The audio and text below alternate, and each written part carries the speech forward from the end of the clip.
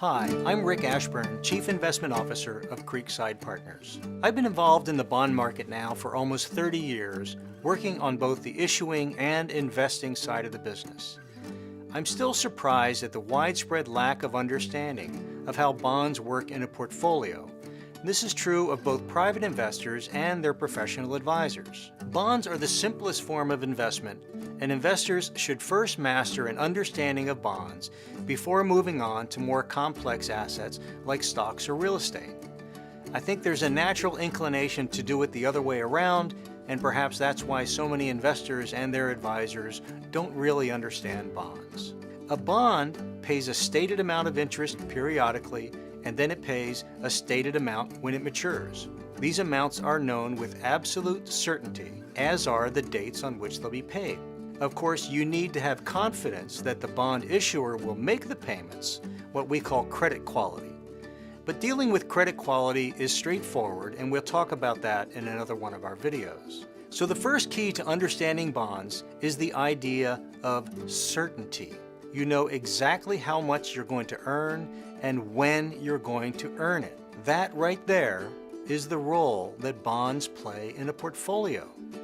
When you commit a portion of your portfolio to bonds, you're deciding to take a big chunk of uncertainty or risk off the table. Now, an investor will say, no, I see bond prices go up and down all the time. When I open my monthly brokerage statement, I might see a bond that I bought for $1 now trading for 95 cents. That's not certainty. I just lost 5% of my money. No, you didn't. A stock can go down from 100 to 95 and stay there forever. A stock can go all the way to 0, like Enron or the old General Motors. But the bond price you see on your brokerage statement is just a paper number, and it's temporary. Here's a bond that pays 4% interest the day you buy it. This line slopes up at 4%, the interest you're earning over time, and here you get your principal back at maturity.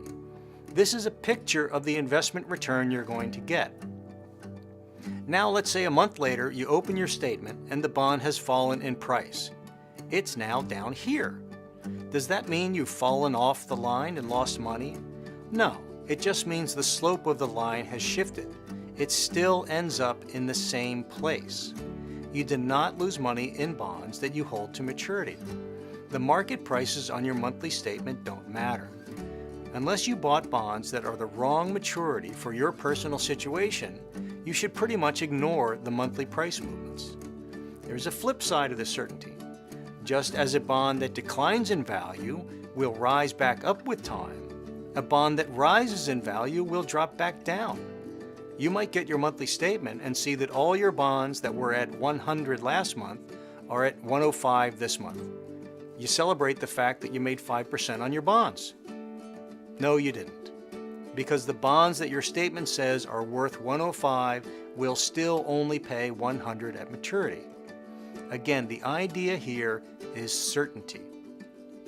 Taking risk off the table with part of your money so that you're free to seek higher and riskier returns with other money. So our approach is to use bonds and portfolios to create a foundation, a bedrock of certainty. There are enough unknowns and risks to investing as it is, so it's important to have a sizable part of a portfolio committed to bonds.